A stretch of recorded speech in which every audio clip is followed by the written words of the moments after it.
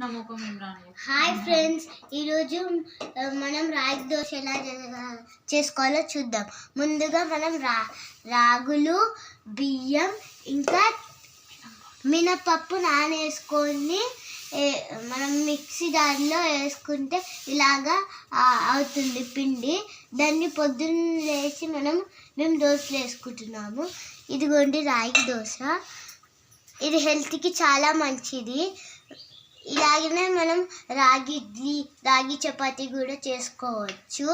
ఇది తింటే హెల్త్కి చాలా మంచిది. ఈరోజు స్పెషల్ రాగి దోశ.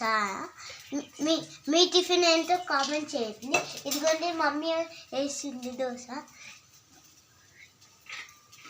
ఇదిగోండి.